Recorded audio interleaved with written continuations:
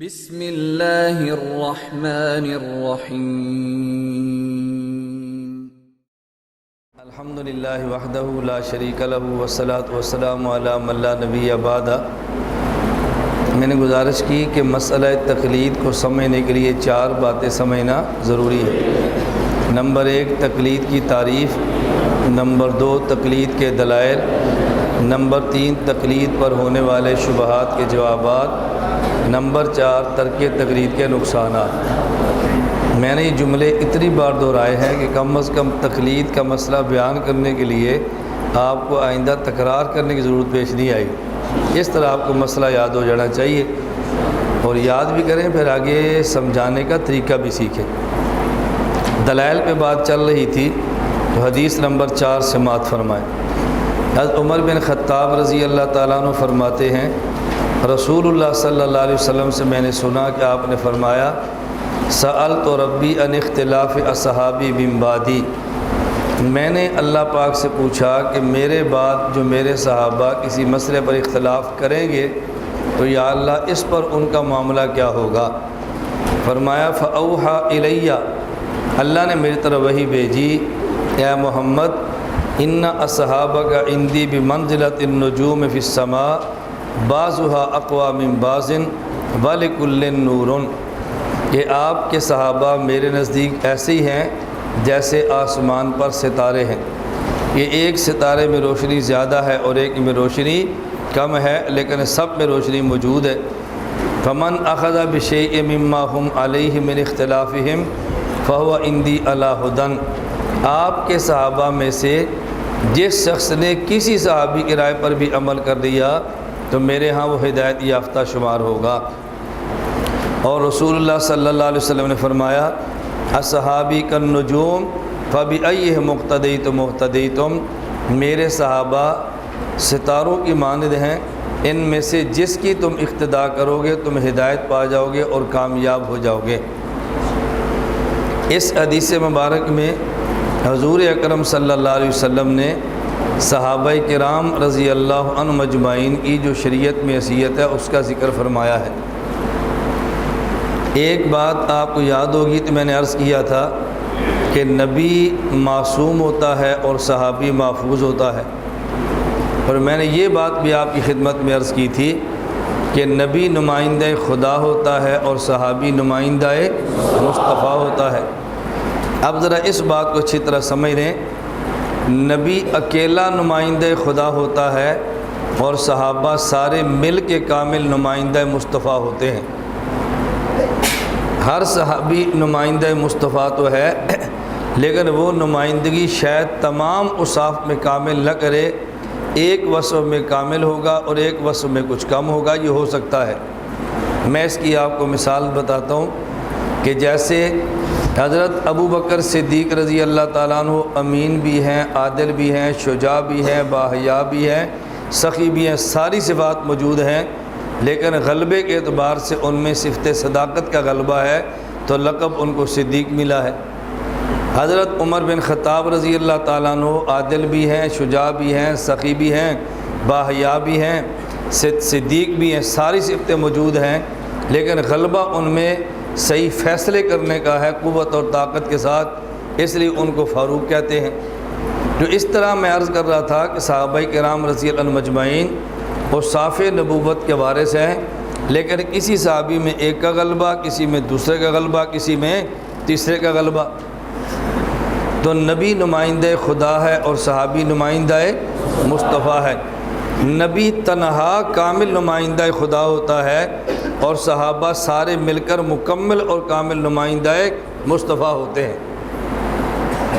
اب ایک صحابی اگر قاری ہے اور اس درجے کا محدث نہیں، دوسرا محدث ہے تو بڑے درجے کا فقیہ نہیں، تیسرا فقیہ ہے تو بڑے درجے کا تاجر نہیں، اگر ایک تاجر ہے تو بڑے درجے کا مجاہد نہیں، اور ایک مجاہد ہے تو بڑے درجے کا تہجد گزار اور عابد نہیں، اگر عابد ہے تو اس سے بڑے درجے کا وہ سخی نہیں۔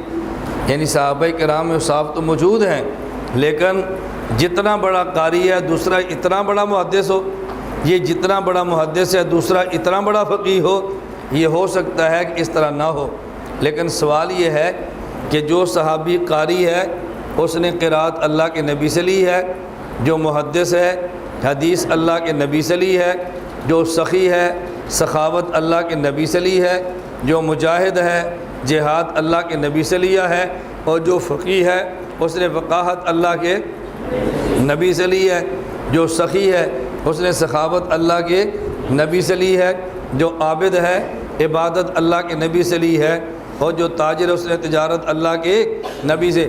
اب دیکھو سارے اوصاف تنہا نبی کے اندر جمع ہیں، اور آگے وہ اوصاف تقسیم ہو رہے ہیں، کسی میں قرات کا غلبہ، کسی میں حدیث کا غلبہ، کسی میں فقاہت کا غلبہ، کسی میں شجاعت کا غلبہ، کسی میں تجارت کا غلبہ، کسی میں جہاد کا غلبہ، کسی میں زہد و عبادت کا غلبہ، لیکن سارے اوصاف ایک جگہ پہ جمع کریں تو وہ نبی کی ذات بنتی ہے۔ اس لیے میں نے کہا نبی تنہا نمائندہ خدا ہے، اور صحابہ سارے ملائیں جو پھر نبی کا کامل اور مکمل نمائندہ بنتے ہیں، اور جب ایک ایک کو الگ کرتے جائیں، ایک ایک کو الگ کرتے جائیں، ایک نمائندہ قرات میں ہے، ایک نمائندہ عدالت کس میں حدیث میں ہے، ایک نمائندہ فقاہت میں ہے، ایک نمائندہ مسائل وراثت کے اندر ہے، تو نبی نمائندہ خدا اور صحابی نمائندہ مصطفیٰ۔ نبی تنہا کامل نمائندہ خدا ہوتا ہے، اور صحابہ سارے ملائیں تو کامل اور اکمل نمائندہ خدا بنتے ہیں۔ جب یہ بات ذہن نشین ہو گئی، اب اگلی بات سمجھیں، نبی اکیلا معصوم ہوتا ہے اور صحابی اکیلا معصوم نہیں ہوتا۔ نبی اکیلا معصوم ہوتا ہے، صحابی اکیلا معصوم تنہا معصوم نہیں ہوتا۔ جب صحابی تنہا ہو تو مومن ہے، جب یہ تنہا ہو تو عادل ہے، جب یہ تنہا ہو تو یہ حجت ہے، اور جب یہ تنہا ہو تو محفوظ ہے، اور جب سارے جمع ہو جائیں تو پھر ان کا جمع ہونا نبی کی طرح معصوم ہے۔ بات سمجھ آ گئی؟ صحابی تنہا معصوم نہیں ہوتا، نبی تنہا معصوم ہے۔ صحابی جب تنہا اکیلا ہو مومن، اکیلا ہو حجت، اکیلا ہو محفوظ، اکیلا ہو معیار، یہ سب صفات اکیلے ہونے کی ہیں۔ اکیلا ہوگا تو مومن، اکیلا ہوگا حجت، اکیلا ہوگا عادل، اکیلا ہوگا محفوظ، اکیلا ہوگا معیار حق، اور جب سارے جمع ہو جائیں تو پھر ایسے ہی معصوم ہیں جیسے نبی معصوم ہوتا ہے۔ کیوں؟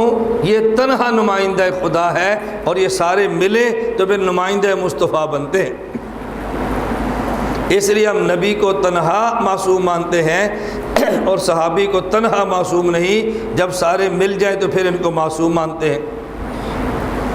اس سے ایک مسئلہ ذہن نشین فرما لیں، اگر کسی مسئلے پر سارے صحابہ جمع ہو جائیں تو شریعت میں اس کا نام کیا ہے؟ اجماع صحابہ۔ اس کا نام کیا ہے؟ اجماع صحابہ۔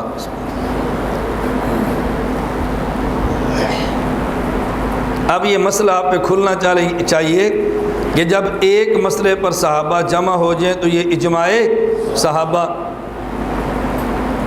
رسول اللہ صلی اللہ علیہ وسلم کے صحابہ سے لے کر آج تک یہ جتنے انسان ہیں اللہ کے نبی کی امت ہے۔ امت کی دو قسمیں ہیں، ایک امت اجابت اور ایک امت دعوت۔ جس نے رسول اللہ صلی اللہ علیہ وسلم کا کلمہ پڑھ لیا وہ امت اجابت ہے، یعنی قبول کرنے والی امت، اور جس نے کلمہ نہیں پڑھا وہ امت دعوت ہے۔ دعوت اسے بھی ہے لیکن ابھی قبول نہیں کی، اور جس نے قبول کر لی ہے وہ امت دعوت سے امت اجابت کے اندر آ گیا ہے۔ صحابہ کرام سے لے کر آج تک یہ ساری نبی کی امت ہے، یہ بات اچھی طرح سمجھنا۔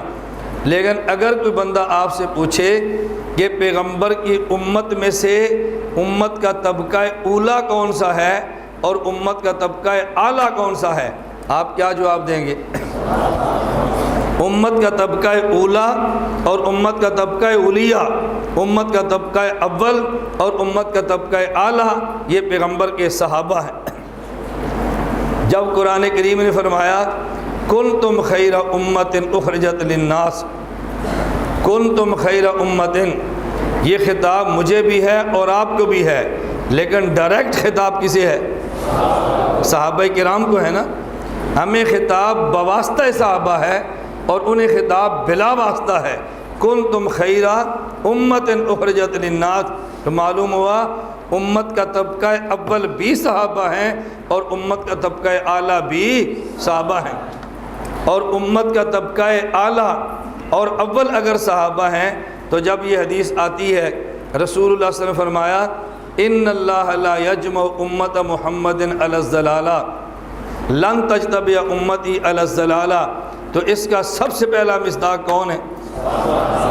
اس کا مطلب یہ ہے اجماع امت کا پہلا فرد وہ نبی پاک کے صحابہ ہیں، اور یہ آپ نے اصول پڑھا ہے کہ اجماع امت معصوم ہوتا ہے، اجماع امت معصوم ہوتا ہے۔ اب ذہن نشین فرمائیں اجماع امت کے معصوم ہونے کا مطلب کیا ہے؟ جس مسئلے پر صحابہ کا اجماع ہو جائے اس مسئلے کا انکار ایسے ہی کفر ہوتا ہے جیسے نبی پاک کے مسئلے کا انکار کفر ہوتا ہے۔ اجماع صحابہ کا انکار کفر ہے نا، میں بتا رہا تھا وجہ کیا ہے۔ اجماع امت کے انکار کو جب ہم کفر کہتے ہیں اس سے مراد ہے اس اجماع کا انکار کرنا جس پہ امت کا طبقہ اولیٰ اور طبقہ علیہ، طبقہ اول اور طبقہ اعلیٰ متحد ہو، اور اس طبقے کا نام ہے اجماع صحابہ۔ معلوم ہوا کہ جس اجماع کا انکار کفر ہے وہ عام اجماع نہیں ہے بلکہ صحابہ کا اجماع ہے، عام اجماع نہیں بلکہ توجہ رکھنا بلکہ صحابہ کا اجماع ہے۔ اب بات سمجھ آئی کہ صحابہ کے اجماع کا انکار کفر کیوں ہے؟ اس کی وجہ یہ ہے کہ جب صحابی اکیلا ہو تو مومن، اکیلا ہو عادل، اکیلا ہو حجت، اکیلا ہو محفوظ، اکیلا ہو معیار، اور جب سارے جمع ہو جائیں تو پھر ایسے ہی معصوم ہیں جیسے نبی معصوم ہے، پھر ایسے ہی معصوم ہے جیسے نبی معصوم ہیں۔ یہ بات سمجھ آ گئی؟ اور بات سمجھ آ گئی؟ اس کو آپ ایک مثال سے سمجھیں، یہ جو نبی کریم صلی اللہ علیہ وسلم نے دی ہے نا، ذرا اسی مثال کو سمجھیں۔ فرمایا اصحابی کالنجوم، میرے صحابہ ستاروں کی مانند ہیں۔ آپ اس وقت جملہ سنا کرتے ہیں کہ نبی پاک آفتاب ہدایت ہیں اور صحابہ نجوم ہدایت ہیں، کہتے ہیں نا اللہ کے نبی آفتاب ہدایت ہے اور صحابہ نجوم ہدایت ہیں۔ اور آپ نے کئی بار جلسوں کا عنوان سنا ہوگا چاند اور ستارے کانفرنس، چاند اور ستارے کانفرنس۔ چاند سے مراد مصطفیٰ ہے اور ستارے سے مراد رسول پاک صلی اللہ علیہ وسلم کے صحابہ ہیں۔ اس کا مطلب کیا ہے؟ ذرا مطلب سمجھیں، میں مطلب سمجھانے لگا ہوں۔ جب چاند پھیلتا ہے تو پھر ستارے بنتے ہیں، جب چاند پھیلتا ہے تو پھر روشنی، چاند کے ٹکڑے نہیں ہوتے، چاند کی روشنی، جب چاند پھیلتا ہے تو پھر ستارے بنتے ہیں، اور جب ستارے سمٹتے ہیں تو پھر چاند بنتا ہے۔ جب نبوت پھیلتی ہے تو پھر صحابہ بنتے ہیں، اور جب صحابیت سمٹتی ہے تو پھر نبوت بنتی ہے۔ چاند پھیل جائے تو ستارے بن جاتے ہیں، اور ستارے سمٹ جائیں تو پھر چاند بن جاتا ہے۔ نبوت پھیلا دے تو صحابہ بن جاتے ہیں، اور صحابہ کو سمیٹ دے تو پھر نبی بن جاتا ہے۔ اس سے مراد ذات نہیں، اس سے مراد نور ایمانی اور نور مسائل ہے جو میں بتا دوں۔ تو اس کو اب ہم اپنی زبان میں کیا کہیں گے کہ عصمت پھیلا دے تو حفاظت بنتی ہے، اور حفاظت کو پھیلا دے تو عصمت بنتی ہے۔ معصوم کو پھیلا دے تو محفوظ بن جاتے ہیں، اور سارے محفوظوں کو سمیٹ دے تو پھر معصوم بن جاتا ہے۔ اس لیے ہم کہتے ہیں نبی معصوم ہے اور صحابہ محفوظ ہیں۔ یہ بات سمجھ آ گئی؟ اجماع صحابہ کتنی باتیں ہو گئی جی؟ اس حدیث کے حوالے سے باتیں گنتے رہے نا تاکہ مجھے سنانے میں الجھن نہ ہو۔ چلیں نمبر 2، ہم اس کو نمبر 1 کہہ لیتے ہیں، آگے چلیں نمبر 2۔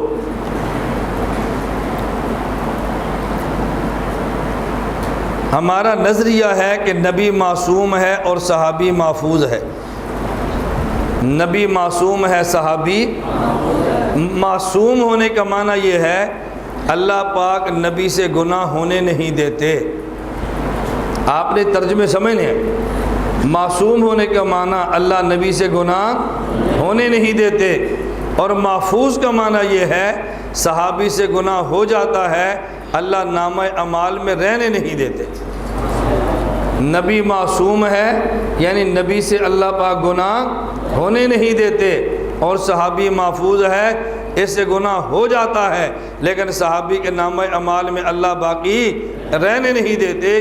نتیجہ جب نکلے گا تو نبی بھی پاک اور صحابہ بھی پاک۔ دو باتیں۔ نمبر 3 سمجھے، ہم کہتے ہیں صحابہ کرام معیار حق ہے۔ معیار حق ہونے کا معنی، ایک آدمی مجھ سے کہنے لگا کہ جب صحابہ معیار حق ہیں تو معیار حق ہونے کا معنی کہ جو کام وہ کرتے ہیں وہی کام ہم کریں۔ معیار کا مطلب یہی ہے نا، کسوٹی ہے نا، کسوٹی ہے، یہ ہمارے لیے ایک ناپ ہے، یہ ترازو ہیں، یہ معیار ہیں۔ تو معیار حق ہونے کا معنی کہ جو کام صحابہ کرتے ہیں وہی کام ہم کریں۔ میں نے کہا اس پہ اعتراض کیا ہے، آپ بات اپنی پوری کر لیں۔ اس نے کہا اگر معیار حق ہونے کا معنی یہ ہے کہ جو کام صحابہ فرماتے تھے وہی کام ہم کریں تو صحابہ نے نیک کام بھی کیے ہیں اور صحابہ سے گناہ بھی ہوئے ہیں، تو اس کا معنی پھر ہم بھی گناہ کریں تاکہ پتہ چلے کہ معیار حق وہ ہیں۔ میں نے کہا یہ اشکال آپ کس لیے پیش آیا کہ آپ نے معیار حق کا معنی نہیں سمجھا۔ آپ معیار حق کا معنی اچھی طرح سمجھ لیں۔ معیار حق کا معنی یہ ہے کہ نیک اعمال وہ کرنے ہیں جو صحابہ کرام نے کیے ہیں۔ نیک اعمال وہ کرنے ہیں جو صحابہ کرام نے کیے ہیں، توجہ رکھنا، نیک اعمال وہ کرنے ہیں جو صحابہ کرام نے کیے ہیں، اور اگر گناہ ہو جائے تو پھر دیکھنا ہے کہ گناہ کے بعد جو کیفیت صحابی کی تھی وہی کیفیت ہماری ہونی چاہیے۔ یہ ہے معیار حق۔ نیک کام وہ کرنے ہیں جو صحابہ کرام نے کیے، اور اگر گناہ ہو جائے تو پھر اس کا معنی یہ نہیں کہ صحابہ سے گناہ نہیں ہوئے، پھر یہ دیکھے کہ صحابی سے اگر گناہ ہو گیا تو گناہ کے بعد جو کیفیت صحابی کی ہے وہی کیفیت ہماری ہونی چاہیے۔ یہ معنی ہے معیار حق کا۔ تو معیار حق ہونے کا معنی یہ نہیں کہ ہم ان سے گناہ نہیں مانتے۔ یہ میں بات اس لیے سمجھا رہا ہوں کہ لوگ کہتے ہیں جب وہ معیار حق ہے تو پھر انہوں نے گناہ کیوں کیے، جب وہ خود گناہ کرتے ہیں تو پھر معیار حق کیسے ہوگی؟ ہم نے کہا ان سے گناہ تو ہوا ہے لیکن تمہیں ان کا گناہ نظر آیا اور گناہ کے بعد کی تمہیں توبہ نظر نہیں آئی۔ گناہ نظر آیا اور گناہ کے بعد کی تمہیں ان کی کیفیت نظر نہیں آئی۔ صحابی رسول صلی اللہ علیہ وسلم سے زنا سرزد ہو گیا، اعتراف کر لیا، اور 4 مرتبہ اعتراف زنا کے بعد جب ان پہ سنگسار کی حد جاری کی گئی تو اس کے جسم سے خون نکلا، اور ایک صحابی کی زبان سے جملہ نکل گیا کہ دیکھو اس نے کیسا کام کیا ہے کہ اس کا خون مدینے کی گلی میں بہایا جا رہا ہے۔ اللہ کے نبی نے فرمایا اپنے آپ کو کنٹرول رکھو، اس نے توبہ وہ کی ہے، اگر اہل مدینہ پر توبہ تقسیم کر دی جائے تو کوئی آدمی گناہ گار نہ بچے۔ تو آپ کو صحابی کا گناہ تو نظر آیا لیکن گناہ کے بعد صحابی کی توبہ والی کیفیت نظر بھی آنی چاہیے نا۔ ہم یہ نہیں کہتے صحابی سے گناہ نہیں ہوتا، ہم کہتے ہیں گناہ ہو جاتا ہے، اللہ ان کے نامہ اعمال میں رہنے نہیں دیتا۔ نبی معصوم ہے اور صحابی محفوظ ہے۔ نمبر 2، پہلے میں نے کہا تھا اجماع صحابہ حجت، اس کا مطلب سمجھ لیں۔ نمبر 2، نبی معصوم صحابی محفوظ۔ نمبر 3، صحابہ معیار حق، اس کا معنی سمجھ لیں۔ نمبر 4، صحابہ تنقید سے بالا تر ہے، صحابہ تنقید سے بالا تر ہے رضی اللہ عنہم اجمعین۔ اب لوگ کہتے ہیں یہ تنقید سے بالا تر کیوں ہے؟ تنقید سے بالا تر، بعض لوگ کہتے ہیں کہ یہ تنقید سے بالا تر، کوئی انسان دنیا میں تنقید سے بالا تر نہیں ہے۔ کیوں؟ جو گناہ کرے گا وہ تنقید بھی برداشت کرے گا۔ اگر تنقید سے بالا تر ہونا ہے تو پھر گناہ ہی چھوڑ دے، جس نے گناہ کرنا اس پر تنقید بھی ہونی ہے۔ ذرا بات اچھی طرح سمجھ لیں، ہم نے کہا صحابہ تنقید سے بالا تر ہے۔ کیوں؟ دنیا میں تنقید کسی بھی انسان پہ دو وجہوں سے ایک وجہ کی بنیاد پہ ہوتی ہے، یا تنقید ہوتی ہے عقیدے کی بنیاد پہ، اور یا تنقید ہوتی ہے عمل کی بنیاد پہ۔ یا تنقید ہوتی ہے عقیدہ کی بنیاد پہ، اور یا تنقید ہوتی ہے عمل کی بنیاد پہ۔ اگر صحابی پہ تم نے تنقید کی کہ صحابی کا عقیدہ ٹھیک نہیں ہے، اگر عقیدہ ٹھیک نہیں تھا وہ صحابی ہے ہی نہیں۔ اگر عقیدہ ٹھیک نہیں تو صحابی ہے ہی نہیں۔ اب اس پہ تنقید صحابی سمجھ کے کیا کرنی ہے؟ جب آپ نے کسی صحابی کا عقیدہ غلط مان لیا تو گویا آپ نے اس کو صحابی مانا ہی نہیں ہے۔ صحابی تو ہوتا ہی وہ ہے کہ جو مومن بھی ہو اور نبی کی صحبت میں بھی بیٹھا ہو، جب عقیدہ ٹھیک نہیں وہ تو مومن ہے ہی نہیں، اس کا معنی آپ نے صحابی مانا ہی نہیں۔ سوال یہ نہیں تھا کہ جو صحابی نہ ہو اس پر تنقید کرنی جائز ہے کہ نہیں، سوال یہ ہے کہ جس کو آپ نے صحابی مان لیا ہے اس پر تنقید کرنی جائز ہے کہ نہیں۔ جس کو صحابی مان لیا ہے اس پر تنقید کرنی جائز ہے کہ نہیں۔ جب عقیدہ ٹھیک نہ ہو تو بندہ صحابی ہوتا ہی نہیں ہے۔ اس سے معلوم ہوا کہ عقیدے کی بنیاد پر تو تنقید کر ہی نہیں سکتے۔ اگر عقیدہ ٹھیک نہیں ہوگا تو صحابی نہیں ہوگا۔ صحابی ہونے کے لیے شرط ہے اس کا عقیدہ ٹھیک ہو۔ نمبر 2، عمل کی بنیاد پر تنقید اس لیے جائز نہیں، ہم نے عمل کی بنیاد پہ صحابی مانا ہی نہیں ہے۔ عمل کی بنیاد پہ صحابی مانا ہی نہیں۔ صحابی کسے کہتے ہیں؟ جو نمازیں بہت پڑھے۔ صحابی کسے کہتے ہیں؟ جو روزے بہت رکھے۔ صحابی اسے کہتے ہیں جو حالت ایمان میں اللہ کے نبی کی صحبت میں بیٹھا ہو۔ عقیدے کی بنیاد پہ تنقید اس لیے نہیں کر سکتے، اگر عقیدہ ٹھیک نہ ہو تو صحابی ہوتا ہی نہیں ہے، اور عمل کی بنیاد پہ تنقید اس لیے نہیں کر سکتے کہ ہم نے عمل کی بنیاد پہ صحابی مانا ہی نہیں ہے۔ عمل کی بنیاد پہ صحابی مانا ہی نہیں ہے۔ میں اس کی مثال دیتا ہوں۔ ہمارے پاس مرکز اہل سنت والجماعت سرگودا میں کوئی مہمان آ گیا، میں آپ سے کہتا ہوں بھی بہت نیک آدمی ہے، سارے اس کی زیارت کر لیں۔ اب کسی طالب علم کو شرارت سوجی، میں جب سائڈ پہ ہوا تو اس نے ان سے مسئلہ پوچھ لیا۔ اس نے کہا مجھے نہیں آتا۔ اب یہ طالب علم کہتا ہے استاد جی کہہ رہے تھے بہت نیک آدمی ہے، اس کو تو مسئلے نہیں آتے۔ ایک دوسرا آیا تو اس نے ایک مسئلے پر دلیل پوچھ لی، اس نے کہا مجھے نہیں آتی۔ تو طالب علم کہتے ہیں استاد جی کہتے ہیں بہت نیک آدمی ہے، اس کو دلیل ہی نہیں آتی۔ اب بتاؤ میں نے آپ سے کیا کہ ان کی زیارت کرو، یہ نیک آدمی ہے یا عالم آدمی ہے؟ بولو۔ جب میں نے کہا نیک آدمی ہے، اس کا معنی کہ اس کو مسائل کی دلیلیں بھی آتی ہیں یا مسائل پر عمل کرتا ہے؟ میں نے کہا تھا نیک آدمی ہے اور آپ نے دلیلیں پوچھنی شروع کر دی۔ ہاں میں یہ کہتا یہ بہت بڑا عالم ہے، جو آپ سوال کرنا چاہتے ہیں کریں۔ پھر آپ سوال کرتے وہ جواب نہ دیتا، آپ کہنے میں حق بجانب تھے کہ یار دیکھو کیسا آدمی ہے۔ استاد جی نے کہا جو سوال چاہو کرو، اس کو تو جواب آتا ہی نہیں ہے۔ تو میں نے آپ سے نیک کہا یا عالم کہا؟ آپ گناہ کرتے دیکھتے پھر تو اعتراض کرتے، استاد جی کہتے ہیں بہت نیک آدمی ہے اور یہ تو روزہ نہیں رکھتا، وہ کہہ رہے ہیں بہت نیک آدمی ہے اس نے نماز نہیں پڑھی۔ میں نے آپ سے نیک کہا یا مولوی کہا؟ تو جب ہم نے کہا فلاں بندہ صحابی ہے، اس کا معنی یہ ہے ہم نے عقیدہ اس کا صحیح مان لیا ہے اور عمل کی بنیاد پہ صحابی مانا نہیں۔ صحابی تنقید سے بالا تر ہے۔ تنقید ہوتی ہے یا عقیدہ کی وجہ سے اور یا عمل کی وجہ سے۔ اگر عقیدے کی بنیاد پہ تنقید کی، اس کا معنی ہم نے صحابی مانا ہی نہیں۔ بھئی بحث اس سے ہے صحابی مانے اور پھر تقلید، اس پر تنقید جائز ہے کہ جائز نہیں۔ اگر عقیدہ ٹھیک نہ ہو صحابی رہتا نہیں ہے، اور اگر عمل ٹھیک نہ ہو تو صحابیت پہ فرق پڑتا نہیں ہے، کیوں نہیں کہ ہم نے عمل کی بنیاد پہ صحابی مانا ہی نہیں ہے۔ یہ مسئلہ ذہن میں آ گیا۔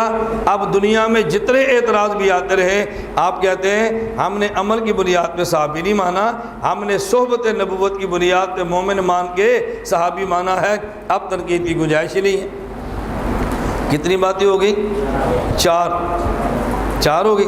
نمبر 5 سمجھیں، ہم کہتے ہیں صحابہ میں یار حق ہے، معیار عقیدے میں بھی ہے، معیار عمل میں بھی ہے۔ معیار عقیدے میں بھی ہے، معیار عمل میں بھی ہے۔ عقیدے میں معیار ہونے کی دلیل کیا ہے اور عمل میں معیار ہونے کی دلیل کیا ہے؟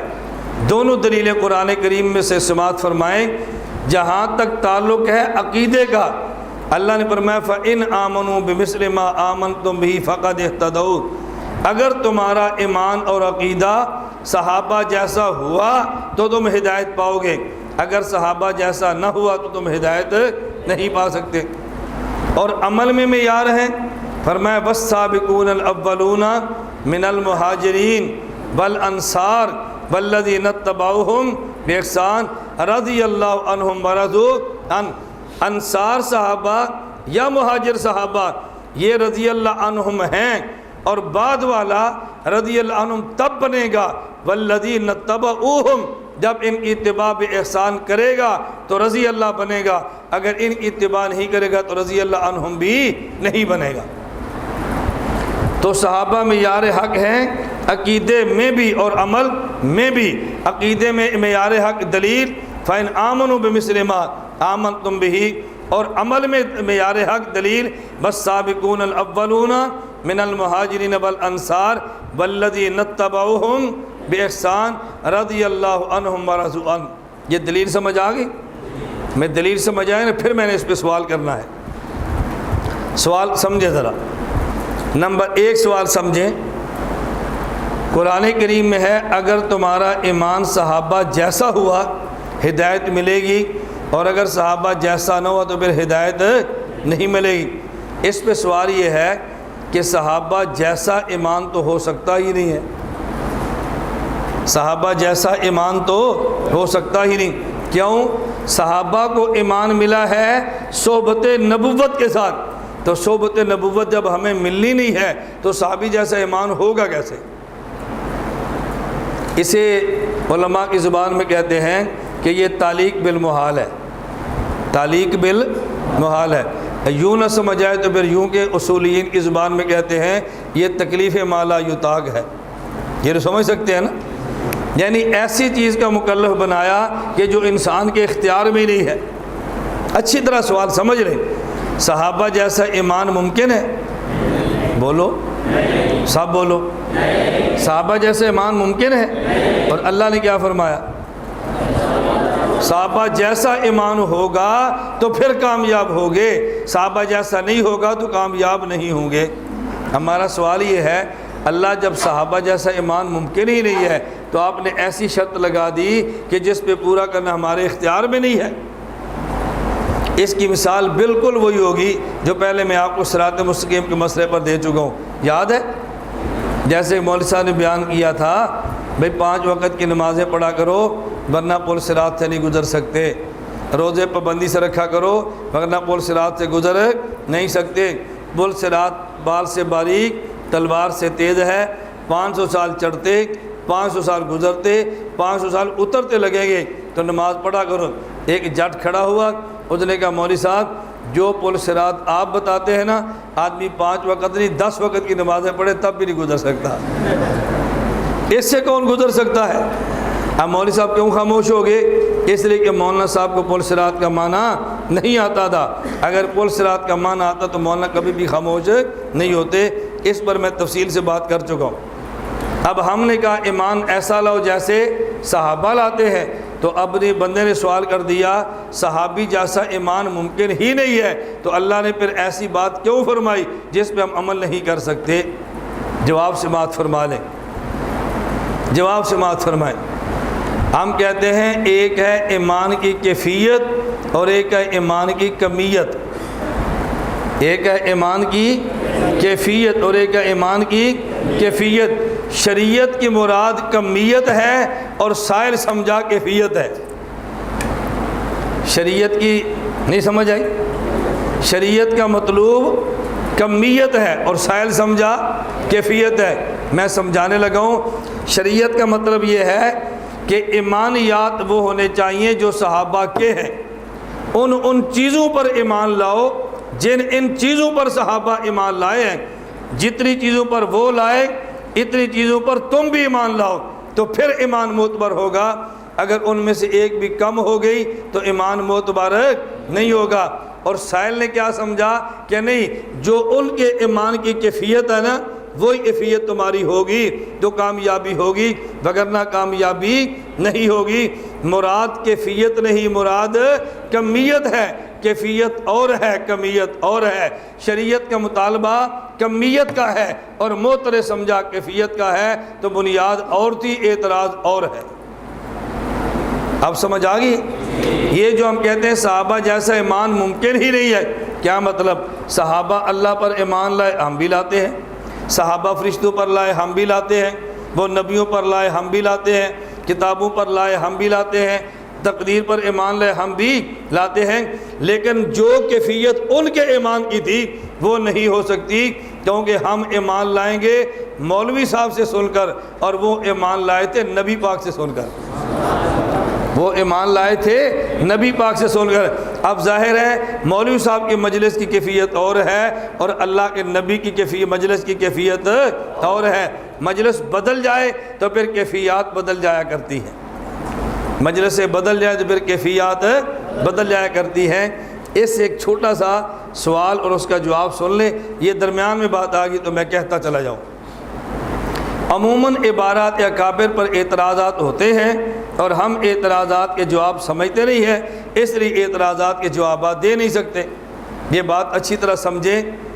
ایک غیر مقلد نے اعتراض کیا کہ حضرت مولانا شیخ الہند دکریہ رحمۃ اللہ علیہ نے فضائل صدقات میں مولانا رشید احمد گنگوئی رحمۃ اللہ علیہ کی عبارت نقل کی ہے، اور وہ عبارت بڑی خطرناک ہے۔ عبارت کیا نقل کی ہے؟ حضرت گنگوئی نے اپنے مرشد حضرت حاجی امداد اللہ مہاجر مکی رحمۃ اللہ علیہ کو خط لکھا، اور خط میں فرمایا حضرت میں آپ کی خدمت میں کیا لکھوں، بس میں جھوٹا ہوں، میں جھوٹا ہوں۔ کیا لکھوں؟ میں جھوٹا ہوں، میں کیا لکھوں؟ میں جھوٹا آدمی ہوں، میں آپ کی خدمت میں اپنے حالات کیا لکھوں؟ اب ایک سوال تو یہ کیا، دوسرا حضرت نے بعد میں فرمایا بس حضرت میں کیا لکھوں، میں تو ہوں، تو میں ہے، اور میں اور تو خود شرک در شرک ہے۔ تو انہوں نے کہا دیکھو فضائل صدقات میں مولانا گنگوہی کی دو باتیں، اور دونوں کتنی عجیب ہیں۔ پہلی بات یہ، تم کہتے ہو کہ مفتی رشید احمد گنگوہی ہمارے امام ہیں، اور مفتی رشید احمد گنگوہی کہتے ہیں کہ میں جھوٹا آدمی ہوں۔ تو جھوٹے آدمی کو تھوڑا ہی امام مانا جاتا ہے، وہ خود کو جھوٹا مان رہے ہیں، آپ ان کو امام مان رہے ہیں۔ میں نے کہا اگر اس طرح آپ نے مولانا گنگوہی کو ماننا چھوڑ دینا ہے تو پھر کل آپ صدیق اکبر کو ماننا بھی چھوڑ دو گے۔ کیوں؟ صحیح مسلم کی روایت موجود ہے، حضرت سیدنا صدیق اکبر مدینہ منورہ کے بازار میں جا رہے تھے، اور فرمایا نافق ابو بکر، نافق ابو بکر، ابو بکر منافق ہو گیا، ابو بکر منافق ہو گیا۔ آپ کہہ رہے ہیں صحابی ہیں، وہ کہہ رہے ہیں میں منافق ہوں۔ آپ کہہ رہے ہیں مولانا کا کوئی امام ہے، وہ کہتے ہیں میں جھوٹا آدمی ہوں۔ حضرت کو ملے حضرت حنظلہ رضی اللہ تعالیٰ عنہ، حضرت حنظلہ نے کہا ابو بکر آپ کیا فرماتے ہیں؟ انہوں نے کہا حنظلہ میں ٹھیک کہتا ہوں، جب اللہ کے نبی کی مجلس میں ہوں تو میری کیفیت اور ہوتی ہے، اور جب بیوی بچوں کے پاس آ جو میری کیفیت اور ہوتی ہے۔ انہوں نے کہا نافق حنظلہ، نافق حنظلہ، پھر تو میں بھی منافق ہوں، جو کیفیت آپ کی ہے وہی کیفیت تو میری ہے۔ میں نے کہا اب بتاؤ حضرت حنظلہ صحابی ہیں یا منافق ہیں؟ کہا جی صحابی۔ میں نے کہا وہ کہہ رہے ہیں میں منافق ہوں۔ فرق کیا تھا؟ ہمیں الجھن ہوتی ہے تو ہم مسلک بدل لیتے ہیں، اور صحابہ کو الجھن پیش آتی تو حضور کی خدمت میں چلے جاتے ہیں۔ ہمیں الجھن پیش آئے تو مذہب بدل لیتے ہیں، اور صحابہ کو الجھن پیش آتی تو حضور پاک کی خدمت میں چلے جاتے ہیں۔ آج ہم پوری امت میں یہی رونا روتے ہیں کہ جب کسی مسئلے پر الجھن آ جائے تو مسلک نہ بدلا کریں، علماء کی خدمت میں آیا کریں۔ یہ دونوں حضرات گئے اور اپنا مسئلہ پیش کیا، رسول اللہ صلی اللہ علیہ وسلم نے جو جواب دیا نا وہ جواب سمجھنے والا ہے۔ اللہ کے نبی نے فرمایا اے ابو بکر اور اے حنظلہ، جو کیفیت تمہاری ایمان کی میری مجلس میں ہے، اگر یہی کیفیت تمہارے ایمان کی بیوی بچوں کے پاس ہو جائے لصافحتکم الملائکہ، تو پھر تم سے فرشتے مصافحہ کیا کریں۔ جو تمہارے ایمان کی کیفیت میری مجلس میں ہے، اگر یہی کیفیت بیوی بچوں کے پاس بیٹھ کے برقرار رہے لصافحتکم الملائکہ، پھر تم سے فرشتے مصافحہ کریں۔ اس جواب کا مطلب کیا ہے؟ ذرا جواب سمجھ لیں۔ یہ جواب بڑا سمجھنے والا ہے۔ اس کا معنی کیا ہے؟ معنی سمجھے، ایمان کی 3 قسمیں ہیں، ایک ایمان نبی، ایک ایمان صحابی اور ایک ایمان فرشتہ ملائکہ۔ ایمان کی 3 قسمیں ہیں۔ نبی کا ایمان ہمیشہ ترقی کرتا ہے اور بڑھتا رہتا ہے۔ نبی کے ایمان کی کیفیات ہمیشہ ترقی کرتی ہیں، بڑھتی رہتی ہے، اور فرشتے کی ایمانی کیفیات ایک جگہ پہ رہتی ہے، نہ کم ہوتی ہے نہ نیچے آتی ہے۔ کیوں؟ اس لیے کہ فرشتے کا ایمان بالغیب نہیں ہے، ایمان بالمشاہدہ ہے۔ تو جب چیز آنکھوں سے نظر آ رہی ہے اس کی نہ کیفیت کم ہونی ہے نہ کیفیت بڑھنی ہے۔ اور امتی کا ایمان یہ ہے، کبھی کیفیت بڑھ جاتی ہے، کبھی کیفیت کم ہو جاتی ہے۔ اب اللہ کے نبی کے جواب سننا، پھر آپ کو جواب سمجھ آئے گا۔ اگر ایمان کی کیفیت مسلسل بڑھے تو یہ ایمان نبی کا ہے، اور اگر ایمان کی کیفیت ایک جگہ پہ رہے تو یہ ایمان فرشتے کا ہے، اور اگر کیفیت بڑھ جائے اور کم ہو جائے تو یہ کیفیت اس امتی کا جو انسان ہے۔ اللہ کے نبی نے فرمایا، ابو بکر، جو تمہارے ایمان کی کیفیت میری مجلس میں ہے، اگر یہی کیفیت بیوی بچوں کے پاس بھی رہے تو پھر یہ ایمان فرشتوں کا ہوا، انسان کا تو نہ ہوا۔ نہیں سمجھے؟ یہ ایمان پھر فرشتے کا ہوا نا، کہ کیفیت بدلتی نہیں ہے۔ اگر کیفیت نہ بدلے تو ایمان فرشتے کا ہے، ہمیشہ ترقی کرے تو ایمان نبی کا ہے، کبھی کیفیت بڑھ جائے کبھی کم ہو جائے تو ایمان امتی کا ہے۔ صدیق، تم نبی بھی نہیں ہو، تم فرشتے بھی نہیں ہو، تم امتی ہو۔ تم نبی بھی نہیں، تم فرشتے بھی نہیں، بلکہ تم کون ہو؟ امتی ہو۔ مجھے ایک مولوی صاحب کہنے لگے، یہ تو جی آپ نے کہاں پڑھی ہے؟ میں نے کہا میرے اکابر کی جوتیوں کا فیض ہے۔ آپ اس توجیہ کا انکار کرو اور نئی توجیہ مجھے پیش کر کے دکھاؤ۔ آپ توجیہات پیش کرو نا۔ صدیق فرما رہے حضور آپ کی مجلس میں وہ کیفیت اور ہے، بیوی کے پاس وہ کیفیت اور ہے، اور حضور جو آپ کیا فرما رہے ہیں، اگر وہی کیفیت ہو جو میری مجلس میں ہے، لصافحتکم الملائکہ، پھر تم سے فرشتے مصافحہ کریں۔ صدیق، تم انسان ہو، تم نے انسانوں میں رہنا ہے، یہ فرشتوں کا ماحول نہیں ہے، یہ بشری ماحول ہے، کبھی کیفیت بڑھ جائے گی کبھی کیفیت کم ہو جائے گی۔ اب صحابی کی جو کیفیت ہے وہ ہماری ہو سکتی ہے؟ کیوں نہیں ہو سکتی؟ ان کی کیفیت نبی کی صحبت کی وجہ سے ہے، اور ہماری کیفیت مولوی صاحب کے وجود کی وجہ سے ہے۔ تو پیغمبر کے وجود کی کیفیات جو ہوتی ہیں وہ صحابی کی طرف منتقل ہوتی رہتی ہے۔ اب بات سمجھ آ گئی ہے اچھی طرح؟ اس کو دوسری بات کا تعلق ہمارے موضوع سے نہیں ہے، میں ضمناً کہہ دیتا ہوں، یہ جو فتاوی صدقات کی، یہ فضائل صدقات کی عبارت ہے۔ میں رائے بن گیا، حضرت مولانا خورشید صاحب دامت برکاتہم کو ملا، میں نے فضائل صدقات نکالی، میں نے نکال کے عبارت دکھائی، میں نے کہا اس عبارت پہ غیر مقلد اعتراض کرتا ہے کہ مولانا گگوئی نے لکھا اپنے شیخ کو، میں تو ہوں تو میں ہے، میں اور تو خود شرک در شرک ہے۔ یہ کہتا ہے دیکھو یہ وحدت الوجود کے قائل ہیں، کہتے ہیں جی میں تو ہوں، میں اللہ کو کہہ رہے ہیں میں تو ہوں تو میں ہے، اور میں اور تو خود شرک در شرک ہے، یہ وحدت الوجود کا قائل ہے جو شرک ہے۔ جو مولانا فرمانے لگے پھر میں نے کہا حضرت اصل بات یہ ہے کہ مکاتیب رشیدیہ جس میں مولانا گنگوئی کے مکتوب ہے نا، اس میں عبارت اور ہے، یہ دکاندار نے عبارت غلط لکھ دی ہے، اصل عبارت اور ہے، اس میں عبارت غلط لکھی ہے۔ فرمانے لگے اصل عبارت کون سی ہے؟ میں نے اصل پہ لکھ دی، میں نے اصل عبارت یہ ہے، حضرت گنگوئی سے آپ کے شیخ نے پوچھا بھئی اپنی کیفیت لکھو، اپنے حالات لکھو۔ مولانا گنگوئی کیا لکھتے ہیں؟ میں تو ہے، کیا لکھتے ہیں؟ میں تو، اور وہاں کیا لکھا ہے؟ میں تو ہوں۔ اصل عبارت کیا ہے؟ میں تو ہے۔ ان نے لکھا میں تو ہے، یعنی میرے اندر سے ابھی انا نہیں جا رہی۔ یہ شیخ کو مرید خط لکھ رہا ہے نا، حد میری انا نہیں مر رہی، میرے اندر اپنی بڑائی رہتی ہے، میں تو ہے۔ اب اللہ کو کہتے ہیں میں تو ہے، انا بھی رہے، اللہ تجھے بھی مانوں، افرأیت من اتخذ الہہ ہوا، یہ تو شرک ہے۔ حضرت دعا فرمائے میری میں مر جائے، حضرت دعا فرمائے میری میں مر جائے۔ تو انہوں نے لکھا میں تو ہے، میں اور تو شرک در شرک ہے۔ اور میں نے کہا جی حضرت نے اور بات لکھی، نقل اور کر دی ہے۔ حضرت نے فرمایا میں تو ہے، یعنی میرے اندر سے میں ہے، میں تو ہے، اور فتاوی صدقات میں کیا لکھا؟ میں تو ہوں، میں تو کو تو لکھ دیا۔ میں نے کہا جی عبارت غلط نقل ہوئی ہے، آئندہ دفعہ جب میں رائے گنج گیا تو مولانا خورشید صاحب نے مجھے فضائل صدقات کا نیا ایڈیشن دکھایا جس میں اصل عبارت لکھ دی گئی تھی۔ میں بات آپ سے کیوں کہتا ہوں، کبھی کسی بات پہ شبہ ہونا، اعتراضات کرنے کے بجائے بزرگوں کے پاس جایا کرو۔ حضرت یہ بات ہمیں نہیں سمجھ آئی، ہم یہ سمجھے ہیں، تو پھر دیکھیں مشائخ آپ کی تائید کیسے فرماتے ہیں۔ اب غیر مقلدوں نے کیا کیا؟ فضائل صدقات کی عبارت کو لے گا اور رگڑا لگا دیا۔ ہم نے رگڑا نہیں لگایا، ہم نے اصل عبارت کو لے کے فضائل صدقات کی تصحیح کر دی ہے۔ چلے میں اصل جو بات سمجھا رہا تھا کہ صحابہ کرام معیار حق ہے، عقیدہ میں بھی اور اعمال میں بھی۔ عقیدے پہ معیار حق دلیل فَإِنْ آمَنُوا بِمِثْلِ مَا آمَنْتُمْ بِهِ، اور عمل پہ دلیل وَالسَّابِقُونَ الْأَوَّلُونَ مِنَ الْمُهَاجِرِينَ وَالْأَنصَارِ وَالَّذِينَ اتَّبَعُوهُم بِإِحْسَانٍ۔ اس سے دو باتیں اور سمجھ لو، دو باتیں اور سمجھو۔ ایک بات میں کہنے لگا ہوں، آج بحث چلی ہے کہ یزید تابعی ہے یا تابعی نہیں، بحث چلی ہے نا، یزید تابعی ہے یا تابعی۔ بعض لوگ کہتے ہیں اور یزید تابعی ہے، کیوں؟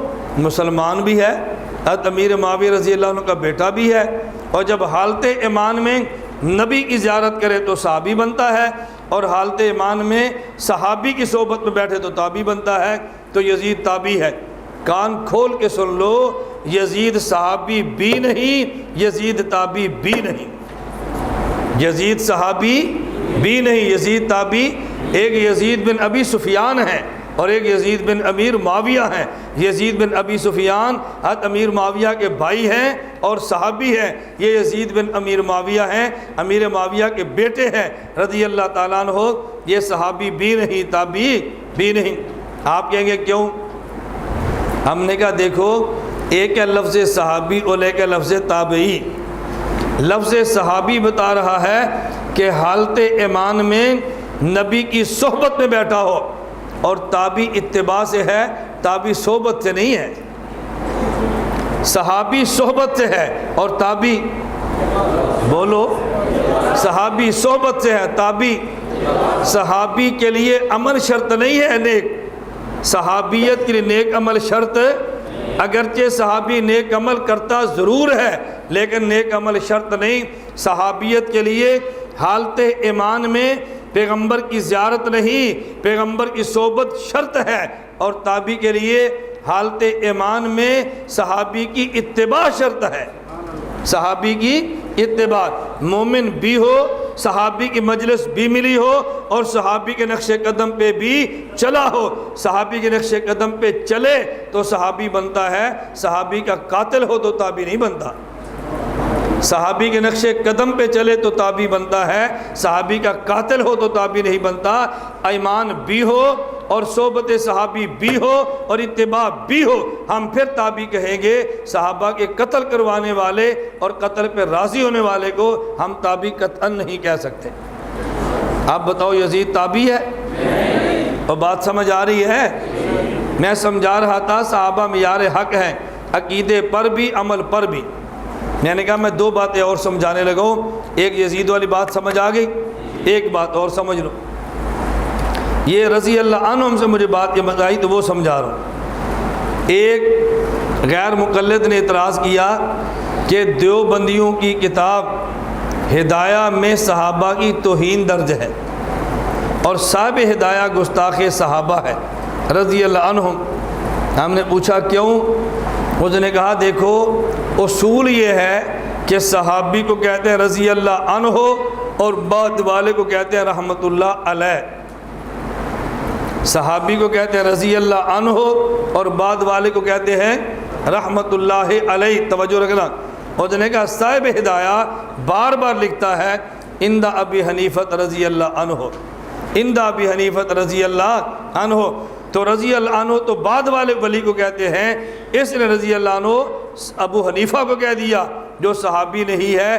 تو جو صحابی نہیں تھا اسے صحابی والا لقب دینا یہ صحابی کی توہین ہے، اس لیے ہدایہ نے صحابی کی توہین کی ہے۔ ہم نے کہا صحابی کی توہین نہیں کی، کیوں؟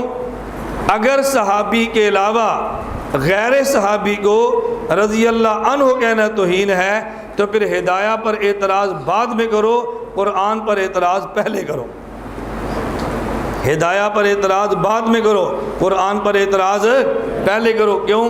قرآن کریم میں ہے والسابقون الاولون من المہاجرین والانصار والذین اتبعوا بإحسان رضی اللہ عنہم۔ قرآن نے صحابہ انصار کو بھی رضی اللہ عنہم کہا، مہاجرین کو بھی رضی اللہ عنہم کہا، اور بعد والوں کو بھی رضی اللہ عنہم کہا ہے۔ اگر بعد والے ولی کو رضی اللہ عنہ کہنا غلط ہے تو پھر اعتراض قرآن پہ پہلے کرو، ہدایہ پہ بعد میں کرو۔ اگر قرآن میں لکھا ٹھیک ہے تو پھر ہدایہ میں لکھا بھی ٹھیک ہے۔ اچھا، پھر انہوں نے سوال کیا، اس کا مطلب یہ ہے کہ جو اصول ہے کہ صحابی کو رضی اللہ عنہ کو ہو اور بعد والے ولی کو رحمۃ اللہ علیہ کو، یہ اصول غلط ہے؟ میں نے کہا اصول بھی ٹھیک ہے۔ کہا اصول بھی؟ اس نے کہا عجیب بات ہے، جو پھر قرآن میں غلط لکھا ہے۔ میں نے کہا قرآن میں بھی ٹھیک لکھا ہے۔ مولوی صاحب یوں نہ کہو یا اصول کو غلط کہو یا قرآن کو غلط کہو۔ میں نے کہا قرآن بھی ٹھیک ہے، اصول بھی ٹھیک ہے۔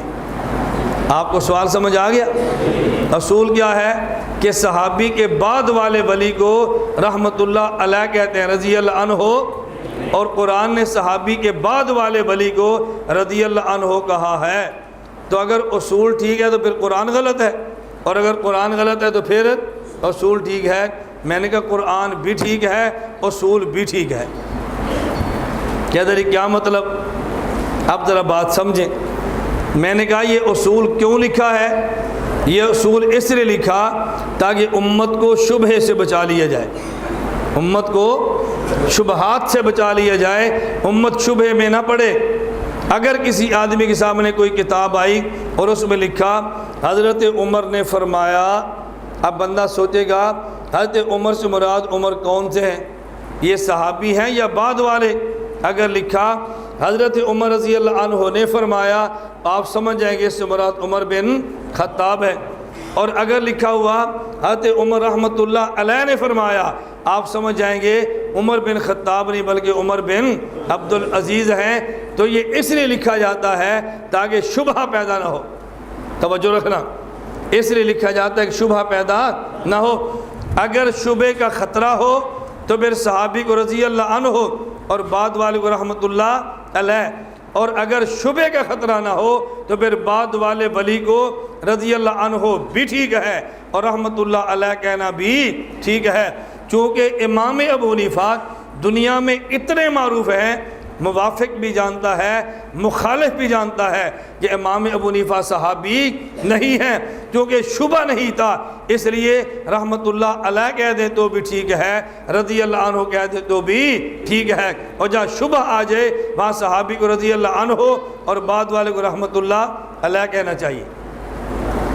بات سمجھ آ گئی؟ میں مثال دیتا ہوں پھر آپ کو بات سمجھ آئے گی۔ میں مثال دیتا ہوں تاکہ بات سمجھ آئے۔ فیصل آباد میں ادارہ ہے جامعہ دارالقرآن، اس جامعہ دارالقرآن میں میں جاتا رہتا ہوں، میرا بڑا گہرا تعلق ہے، وہاں کے طلبہ یہاں پڑھنے کے لیے آئے بھی ہیں۔ دارالقرآن میں میری بچیاں پڑھتی تھیں۔ ابھی اس سال کی بات ہے کہ میں دارالقرآن میں فیصل آباد میں تھا، تو میں نے دارالقرآن مولانا غلام فرید صاحب وہاں کے استاد الحدیث ہیں اور میرے ہم سبق ہیں، میں نے ان کو فون پہ کہا بھی دارالقرآن میں جمعہ کتنے بجے ہوتا ہے؟ تو انہوں نے کہا شاید 1 بجے یا 1:30 بجے، مجھے اب یاد نہیں ہے، 1 کہا یا 1:30 بجے کہا۔ میں نے وہاں سے جانا تھا لاہور، تو میں نے سوچا چلو میں فیصل آباد گھر سے نکلتا ہوں اور جمعہ وہاں پڑھ لوں گا اور آگے چلا جاؤں گا۔ میں نے ان سے کہا جی میں جمعہ دارالقرآن میں آگے پڑھوں گا۔ انہوں نے کہا چلے آپ دارالقرآن میں آ رہے ہیں تو آپ تقریر بھی کر دیں۔ میں نے کہا کر دوں گا۔ نماز پڑھا دیں؟ میں نے کہا نماز بھی پڑھا دوں گا۔ اب میں دارالقرآن گیا تو وہاں جا کے میں نے جمعے کے دن تقریر کی، بیان بھی کر لیا، بیان کے بعد خطبہ بھی دیا، خطبے کے بعد نماز بھی پڑھائی۔ جب بیان سے فارغ ہوا تو میں دارالقرآن کے مہمان خانے میں بیٹھا اور وہاں جا کر میں نے کہا کہ میری بیٹی یا دورہ حدیث میں پڑھتی ہے، یہ اس کا نام ہے، تو اس کو منگوا دیں، میں نے اس سے ملاقات کرنی ہے۔ اب ایک استاد کہنے لگا آپ کے پاس کارڈ ہے؟ کیا کہا؟ یعنی اوپر کارڈ جاتا ہے نا مدرسے میں بچیوں کے، جب کوئی باہر سے ملنے والا وارث ہے تو وہ کارڈ دیتا ہے، کارڈ اندر جاتا ہے، اس کارڈ کو دیکھ کے گھر والے وہ مدرسے والے بچی باہر بھیج دیتے ہیں۔ بے اس بات کا یقین ہو گیا کہ لینے والا کون ہے۔ مجھے کہتے آپ کے پاس کارڈ ہے؟ میں نے کہا نہیں۔ میں نے کہا کیوں؟ کہتے کارڈ ہو تو ملاقات ہوتی ہے۔ میں نے کہا سبحان اللہ، مجھے بھی کارڈ کی ضرورت ہے دارالقرآن میں۔ وہ تو استاد تھا نا، وہ تو اصول کی بات کر رہا تھا۔ میں نے کہا بھائی بات سمجھو، یہ کارڈ بنایا جاتا ہے شبہات سے بچنے کے لیے، جہاں شبہ نہ ہو وہاں کارڈ ہو تو بھی ٹھیک ہے، کارڈ نہ ہو تو بھی ٹھیک ہے۔ بات سمجھ آ رہی ہے؟ تو میں نے کہا یہ رضی اللہ عنہ رحمۃ اللہ علیہ کی اصطلاح ہے شبہات سے بچنے کے لیے، جہاں شبہ نہ ہو رضی اللہ عنہ بھی ٹھیک ہے، رحمۃ اللہ علیہ بھی ٹھیک ہے۔ اب بات سمجھ آ گئی ہے؟ یہ میں مثالیں فٹ اس لیے کرتا ہوں کہ آپ اپنی مثالیں بھی ساتھ یاد رکھا کرو اور مثالیں دینا سیکھا کرو، مثال کے بغیر بات پوری سمجھ میں نہیں آتی۔ تو رضی اللہ عنہ بھی کہہ دے امام صاحب کو تو بھی ٹھیک ہے، اور رحمۃ اللہ علیہ کہہ دے تو بھی ٹھیک ہے۔ تو میں نے یہ چند ایک باتیں صحابہ کرام رضی اللہ عنہم اجمعین کے بارے میں آپ کی خدمت میں پیش کی ہے۔ پانچویں بات کیا پیش کی؟ صحابہ کرام معیار، اس کو اچھی طرح ذہن نشین فرما لیں۔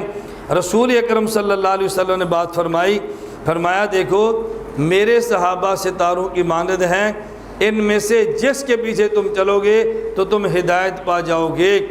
یہ صحابی ہے، یہ نبی نہیں ہے، یہ صحابی ہے، یہ نبی نہیں ہے۔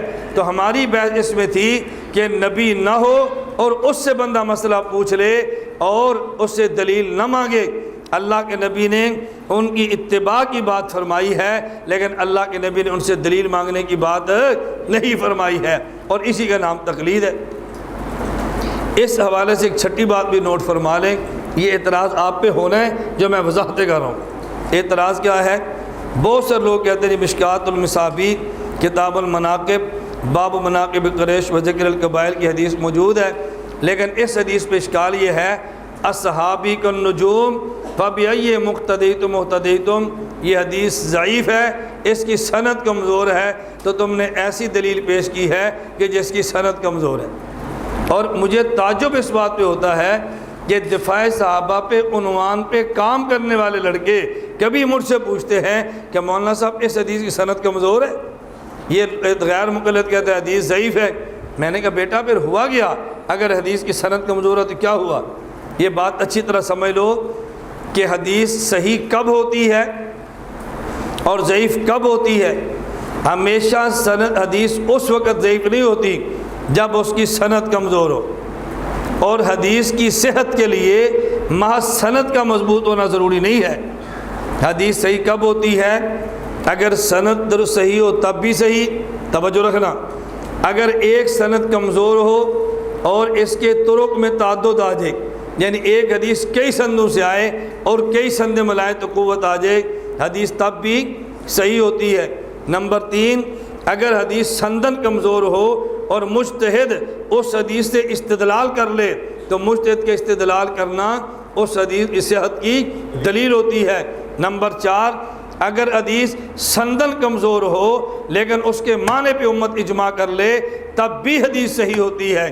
نمبر 5، اگر حدیث کی سند کمزور ہو لیکن صحت حدیث کا جو مضمون ہے وہ صحیح ہو، اس حدیث کو کمزور نہیں کہتے، اس حدیث کو صحیح کہتے ہیں، اس حدیث کو صحیح کہتے ہیں۔ میری بات کو محسوس نہ فرمانا۔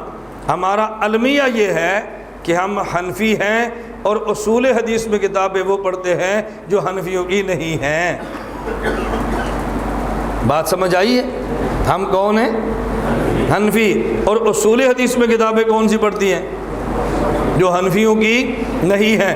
آپ بتائیں، تو جب اصول حدیث احناف کے نہیں ہوں گے تو اس پہ اعتراض تو پیدا ہوگا نا۔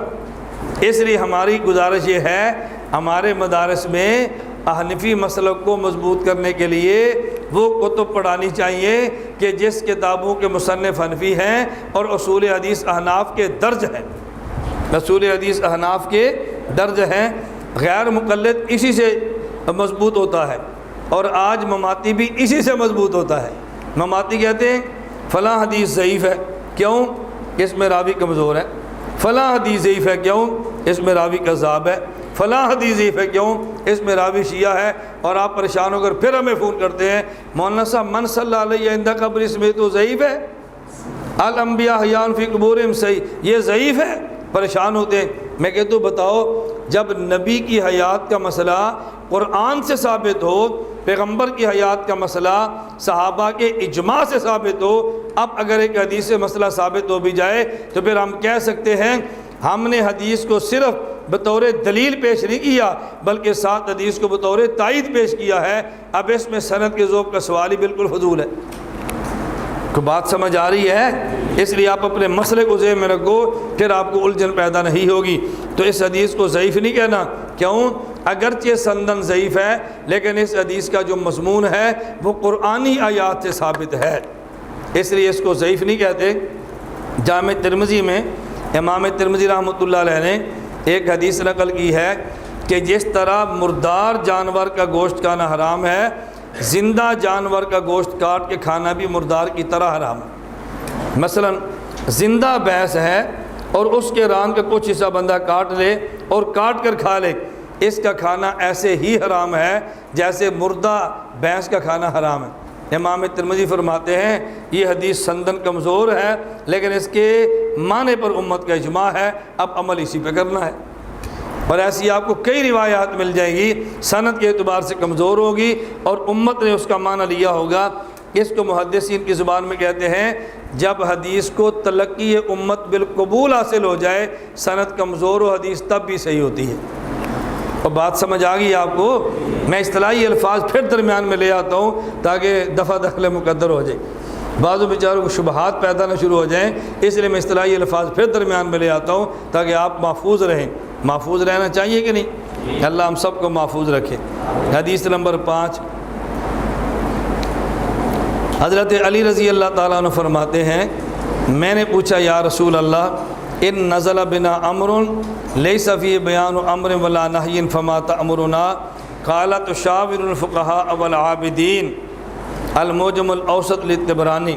میں نے پوچھا اللہ کے نبی صلی اللہ علیہ وسلم اگر کسی مسئلے پر ہمیں مسئلہ پیش آ جائے اور وہ مسئلے کی صاف صاف صراحت نفی بھی نہ ملے، اس بات بھی نہ ملے نہ قرآن سے نہ حدیث سے، یہ معنی ہے لیس فی بیان امر ولا نہی، یعنی بیان و امر ولا نہی جو ہمارے پاس نصوص ہیں ان میں نہ ملے تو ہم کیا کریں؟ فرمایا تو شاور الفقہاء، تو پھر تم نے پریشان نہیں ہونا بلکہ فقہاء سے پوچھنا ہے، اور فقہاء سے پوچھنے ہی کا نام تقلید ہے، اس لیے ہم تقلید کے قائل ہیں۔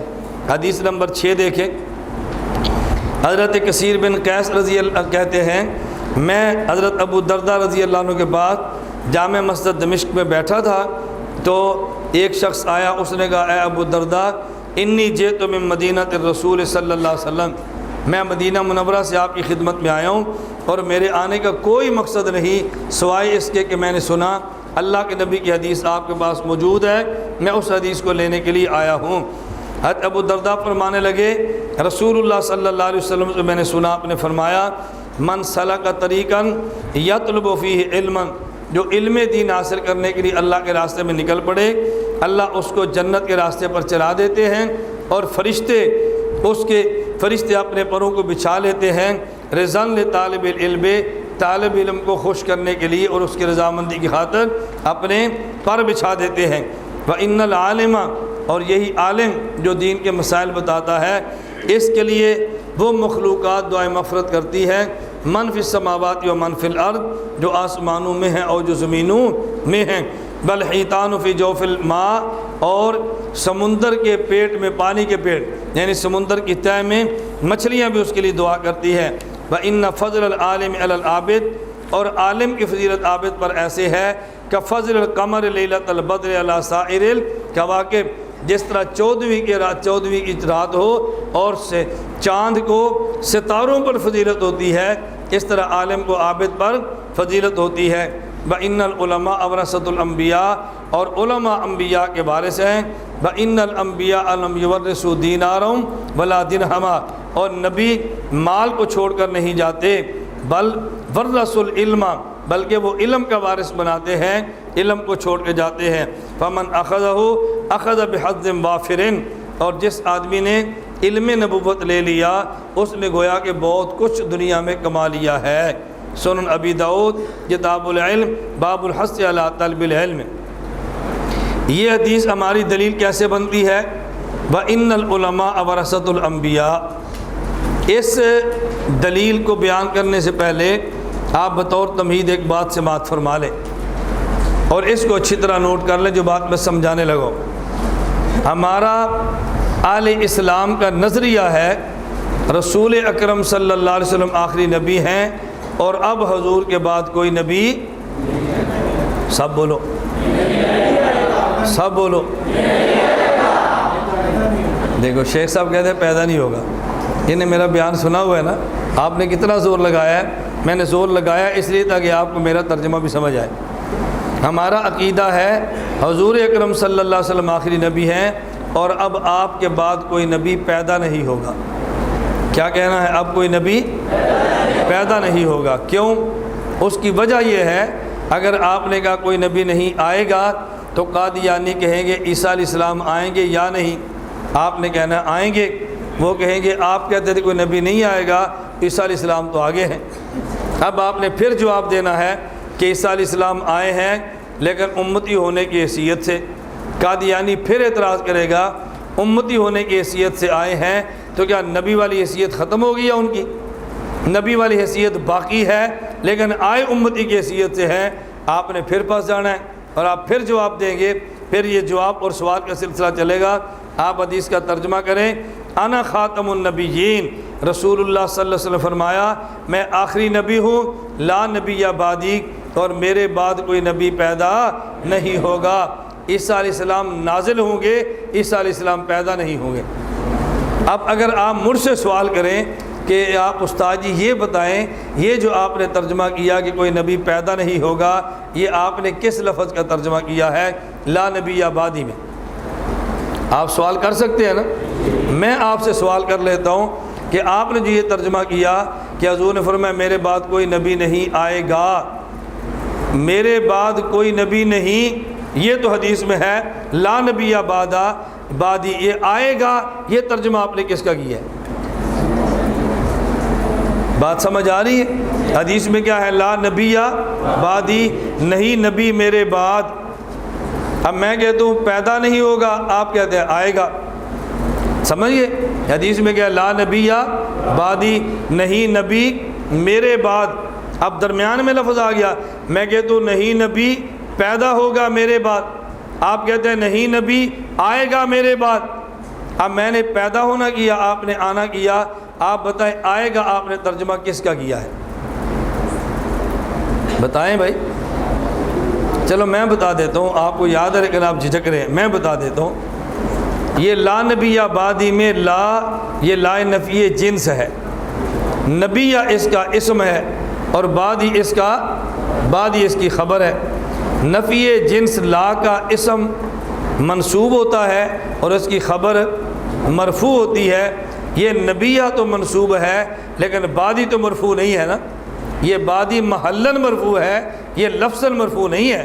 آپ کہیں گے بات مضاف اور یا ضمیر مضاف الیہ، مضاف اپنے مضاف الیہ سے مل کر متعلق ہوا کائنن کا یا متعلق ہوا مولودن کا۔ کائنن کا کریں گے تو اس کا ترجمہ ہوگا نہیں نبی آئے گا، اگر مولودن کا کریں گے اس کا ترجمہ ہوگا نہیں نبی پیدا ہوگا۔ اس کا مطلب یہ ہے اگر نہیں آئے گا ترجمہ کرے تو بھی آپ نے محذوف نکالنا ہے، اور اگر آپ یہ کہیں نہیں پیدا ہوگا تو بھی آپ نے محذوف ماننا ہے۔ محذوف آپ نے بھی ماننا ہے، محذوف میں نے بھی ماننا ہے۔ فرق یہ ہے آپ نے محذوف وہ مانا جس پہ اعتراضات تھے اور ہم نے وہ مانا جس پہ اعتراضات نہیں۔ آپ نے وہ ترجمہ کرنا ہے جس سے شبہ پیدا ہو اور ہم نے وہ کرنا ہے جس سے شبہ ختم ہو، کیونکہ ہمارا کام ہی تواصل بالحق ہے، ہمارا کام ہی تواصل بالحق ہے نا، ہمارا کام شبہات کو ختم کرنا ہے نا، اس لیے ہم ترجمہ ایسا کریں گے کہ جس سے شبہات پیدا نہ ہوں بلکہ شبہات ختم ہو۔ اب سمجھ آ گیا؟ لا نبی بعدی کا ترجمہ کیا کریں گے کہ میرے بعد کوئی نبی پیدا نہیں ہوگا، عیسیٰ علیہ السلام نازل ہوں گے یا پیدا ہوں گے؟ نزول مسیح اور ہے اور نزول مسیح اور ہے اور ولادت مسیح اور ہے۔ ہم مسیح کی ولادت کے قائل نہیں ہیں، ہم مسیح کے نزول کے قائل ہیں۔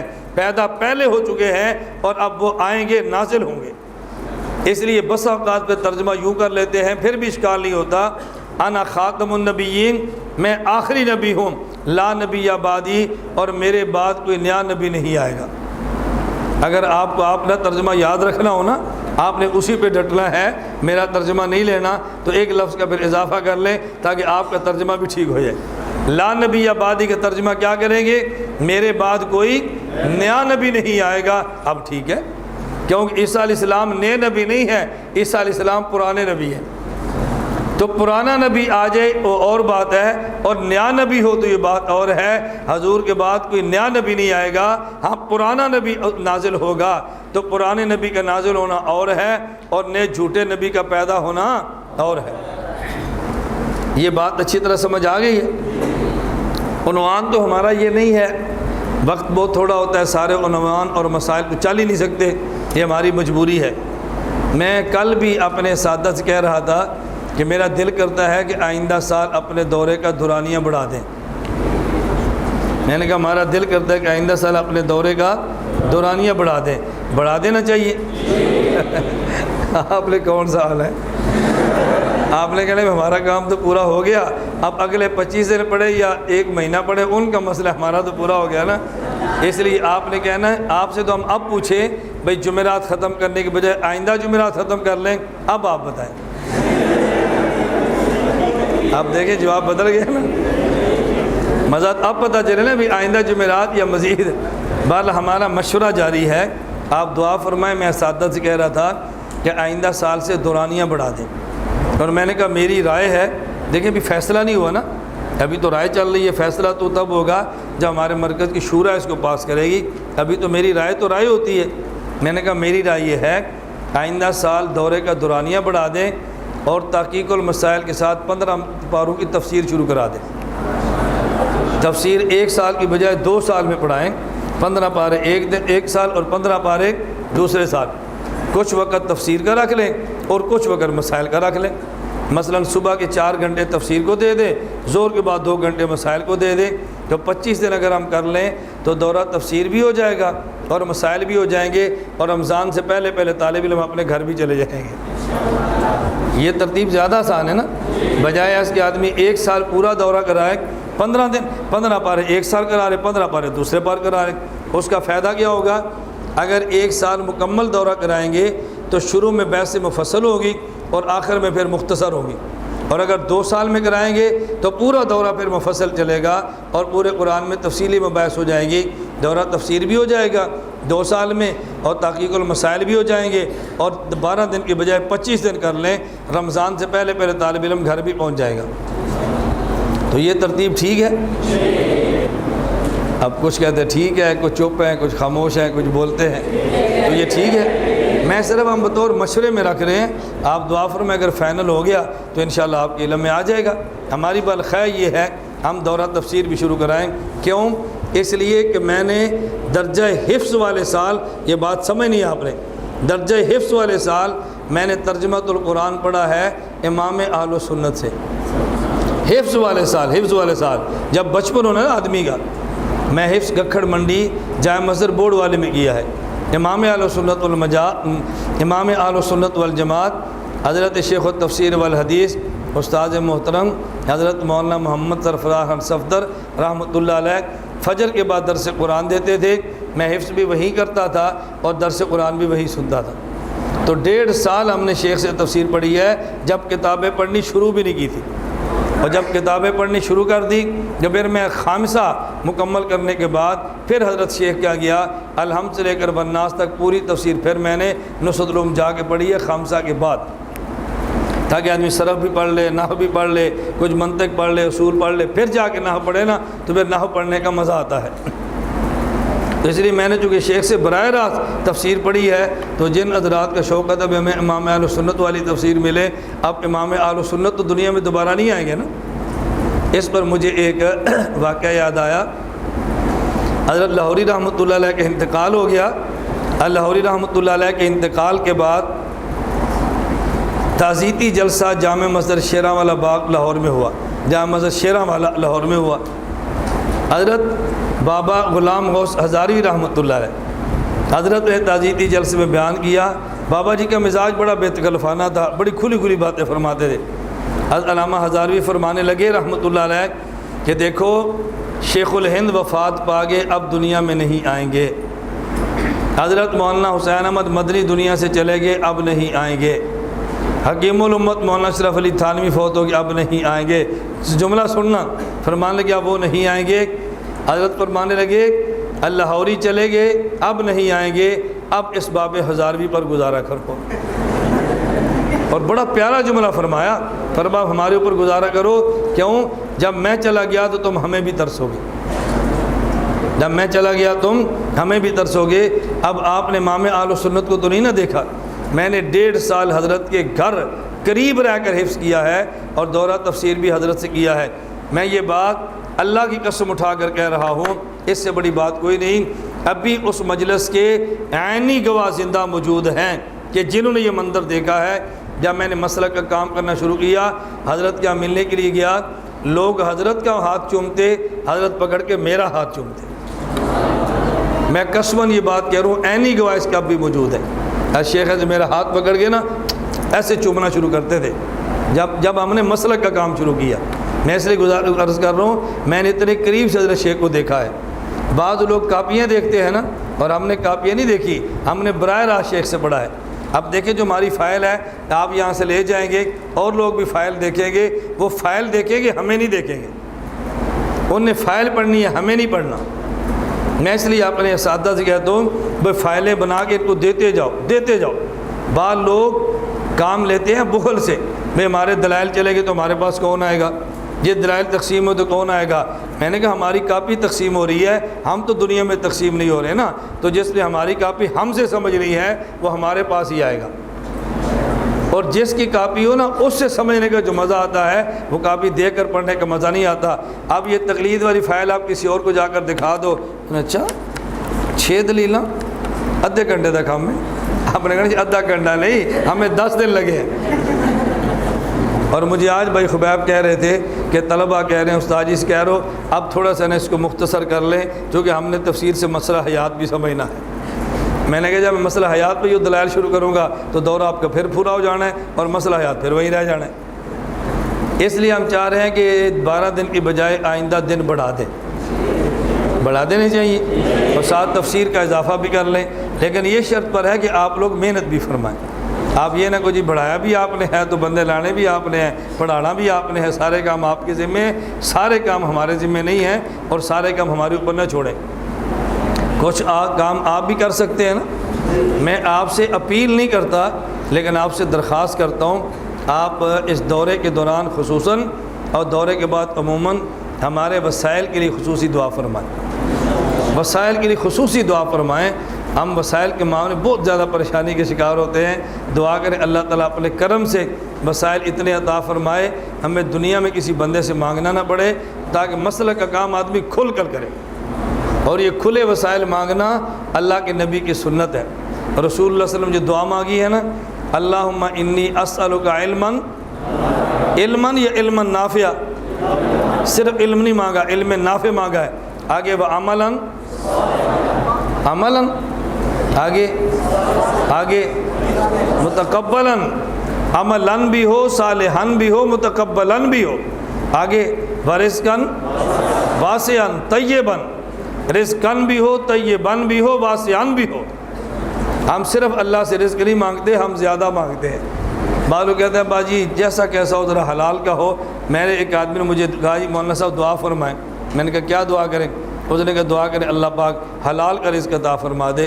میں نے کہا نہیں حلال کا نہیں، مجھ سے یہ دعا کرا مولانا صاحب دعا فرمائیں اللہ تعالیٰ حلال کا بھی دے، زیادہ بھی دے۔ مجھے کہتا نہیں ہم زیادہ نہیں مانگتے، بس حلال ہی کافی ہے۔ میں نے کہا زیادہ نہیں مانگتے، گزارا تو آپ کے گھر میں چل رہا ہے، پھر آپ مزید کیوں مانگتے ہیں؟ اس کا مطلب مزید مانگتے ہیں، آپ نے تھوڑے سے مزید کو مزید کہہ دیا، ہم نے زیادہ مزید کو کہہ دیا، تو مزید پر تو دونوں متفق ہے نا۔ نہیں بات سمجھ آئی؟ اور مزید پر تو دونوں متفق ہیں نا۔ میں ایک ادارے میں گیا تو اس ادارے کے جو محتمم صاحب ہیں کبھی کبھی ان کو جوش چڑھتا ہے، کبھی کبھی تو طلبہ اساتذہ میں کچھ ایسی باتیں فرما دیتے ہیں جو بظاہر ہمارے خلاف ہوتی ہیں۔ میں گیا اس ادارے میں تو اساتذہ میں میری بات چلی تو میں نے ان اساتذہ سے کہا بھئی آپ کے جو محتمم صاحب فرماتے ہیں کہ یہ طریقہ ٹھیک نہیں ہے، مناظروں سے بچو، فرقہ واریت سے بچو، بحثوں سے بچو، یہ کام ٹھیک نہیں ہے، یہ جو کام مناظرے کرتے ہیں، بحثیں کرتے ہیں، ان سے دور رہو۔ میں نے کہا توجہ رکھے آپ، میں نے کہا کچھ سے دور رہنے کی بات میں بھی کرتا ہوں اور کچھ سے دور رہنے کی بات وہ بھی کرتے ہیں، تو کسی سے دور کرنا اگر یہ فرقہ واریت ہے تو اس میں بھی مجرم ہوں، آپ کے محتمم صاحب بھی مجرم ہیں۔ آپ کو بات سمجھ آ رہی ہے؟ میں نے کہا کچھ سے میں بھی کہتا ہوں غیر مقلدوں سے بچو، مماتیوں سے بچو، اہل بدعت سے بچو، رافضیت سے بچو، یزیدیوں سے بچو، خارجیوں سے بچو، منکر حدیث سے بچو، مرزائیوں سے بچو۔ میں نے کہا میں بھی کہتا ہوں بچو۔ وہ کہتے ہیں مناظرین سے بچو، بحث کرنے والوں سے بچو۔ میں نے کہا میں بھی کہتا ہوں بچو، وہ بھی کہتے ہیں بچو۔ اگر یہ کہنا کہ لوگوں سے بچو اگر یہ فرقہ واریت ہے تو پھر میں بھی مجرم ہوں، وہ بھی مجرم ہے۔ اب فیصلہ یہ کرنا ہے کہ بڑا مجرم کون سا ہے، چھوٹا مجرم کون سا ہے، یہ فیصلہ آپ نے کرنا ہے۔ کہتے ہیں جی وہ کیسے؟ میں نے کہا میں کہتا ہوں اہل باطل سے بچو، وہ کہتے ہیں اس اہل حق سے بچو۔ اب بچایا انہوں نے بھی ہے، بچایا میں نے بھی ہے، میری محنت ہے اہل باطل سے بچ جاؤ اور ان کی محنت اہل حق سے بچ جاؤ۔ میں نے کہا اب آپ فرمائیں کہ بڑے مجرم میں ہوں یا آپ کے محتمم صاحب ہیں؟ اساتذہ کہتے اس طرح ہماری توجہ ہی نہیں گئی تھی۔ میں نے کہا آپ کہتے ہیں یہ مولانا صاحب بڑے معتدل ہیں، یہ بہت معتدل ہے۔ عجیب بات ہے، یعنی جو بندہ کے بد عقیدہ سے بچو وہ معتدل نہیں ہے، اور جو بندہ کہتے ہیں اپنے بندے سے بچو یہ معتدل ہے۔ بات سمجھ آ رہی ہے آپ کو؟ اللہ میں یہ بات سمجھنے کی توفیق عطا فرمائے۔ آج مغرب کی نماز کے بعد ہمارے سرگودا شہر کے جو تبلیغی مرکز ہے وہاں کے ذمہ دار تشریف لائیں گے، ان کا بیان بھی ہوگا، ہم نے دعوت بھی کی ہے۔ اب مجھے بتاؤ سرگودا مرکز کے احباب کو میں نے بلایا اور میں بیان بھی کراؤں گا، کھانا بھی کراؤں گا، وہ مجھے بلائیں اور بیان بھی کرائیں اور کھانا بھی کھلائیں، پھر تو دونوں ہو گئے ایک جیسے۔ میں بیان بھی کراؤں کھانا بھی کھلاؤں، وہ بیان بھی نہ کرائیں کھانا بھی نہ کھلائیں۔ اب بھی لوگ ہیں جی مولانا صاحب سخت ہیں اور وہ معتدل ہیں، یہ زیادتی ہے یا نہیں؟ نہیں، میری رعایت نہیں کرنی، جو بات غلط ہے وہ غلط کہو، جو بات ٹھیک ہے وہ ٹھیک کہو۔ بات سمجھ آ رہی ہے؟ بھئی ہمارے مدرسے میں اگر تبلیغی جماعت آ جائے، ہم طلباء کو جمع کر کے بیان کروائیں اور میں ان کے مدرسے میں چلا جاؤں اور وہ میرا بیان نہ کروائیں، آپ بتائیں معتدل کون ہے اور سخت کون ہے؟ اس کا مطلب یہ کہ میں معتدل ہوں یا متعصب ہوں؟ اگر معتدل ہوتا تو بیان کیوں کراتا؟ بھئی آپ کا کام ہو رہا ہے ہمارا کام ہو رہا ہے، ہم نہیں کراتے۔ اور آپ کہتے ہیں مولانا صاحب آپ کا کام ہو رہا ہے ہمارا کام ہو رہا ہے، ہم نہیں کراتے۔